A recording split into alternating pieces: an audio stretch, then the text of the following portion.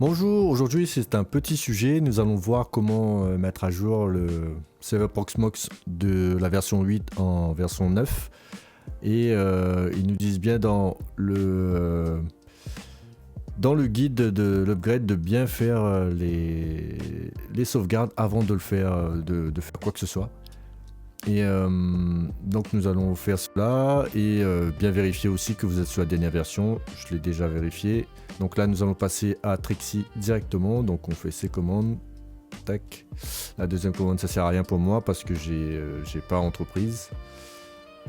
Donc là je vais aussi mettre à jour le source list. Et là je fais un apt update. Puis un apt policy. Ok. On va aussi mettre à jour Ceph.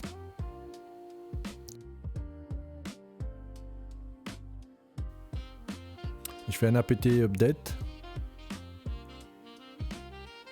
Apt policy. Voilà.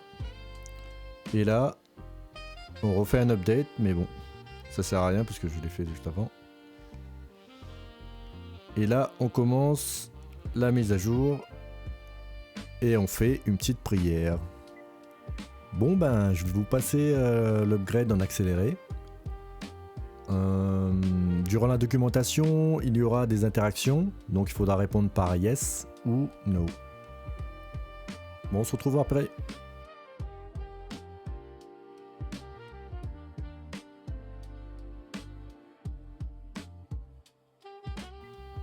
Donc, on va checker la version et on voit bien qu'on est en 9.1.1. Donc, on a déjà réussi la première étape de la migration. Il faudra rebooter après et checker avec ce script là.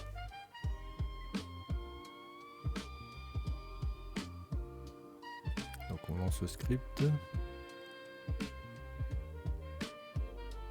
Et là, on voit qu'on a deux problèmes, deux erreurs. Un qui concerne système D boot. Oula, c'est un peu chaud aussi ce package-là.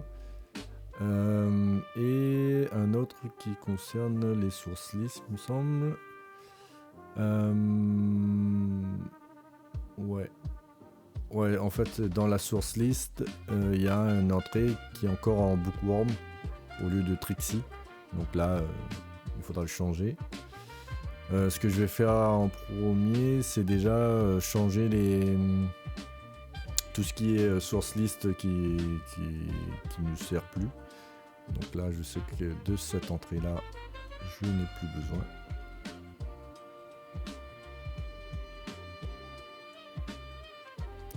Ensuite, on va récupérer le fichier qui pose problème sur source list. C'est celui-là. Ceph.list. Donc, on va l'éditer. Non, on va supprimer l'entrée carrément. On va commenter l'entrée et du coup on relance. Et du coup on n'a qu'un seul maintenant, qu'une seule erreur. Toujours système boot, comme je l'ai dit, c'est un package qui est quand même un peu délicat dans le sens où il gère tout ce qui est boot, l'UEFI et compagnie. Mais bon, on est sur un Home Lab, pourquoi pas, hein. Allez, on remove. On verra. Hein.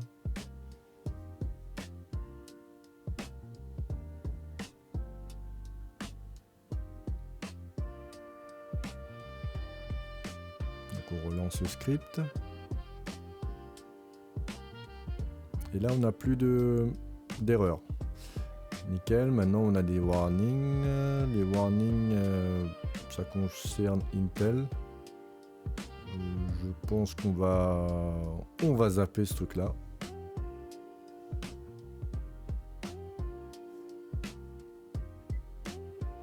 Alors, sinon, il y a aussi un souci sur Ceph. Alors, ceux qui connaissent pas Ceph, c'est l'équivalent d'un S3 pour Proxmox. On en reparlera après peut-être, mais pour l'instant, bon, je pense que je vais laisser comme ça. Et un souci sur... il dit que le kernel est pas bon, mais oui, mais du coup, il faudra rebooter. Donc, on reboot et on se retrouve après.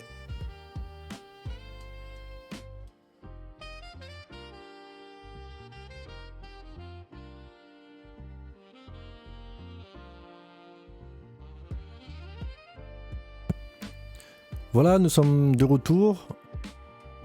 J'ai rebooté, comme je l'ai dit, et j'avais un petit souci, comme je l'avais dit tout à l'heure, c'est que le boot systemd là, du coup, ça m'a posé des problèmes.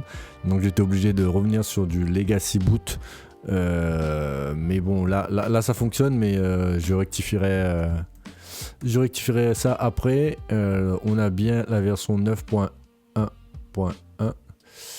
Et là, si je vais sur l'interface 9.1.1. Ok, du coup, là, on a fait la mise à jour. On verra après sur une nouvelle fonctionnalité. Moi, notamment, c'était sur la fonctionnalité des templates LXC. Est-ce que... en tout cas, il y avait un truc où tu pouvais faire des choses avec le LXC qui était plutôt pas mal. On verra ça peut-être dans une prochaine vidéo. Et je vous dis à bientôt.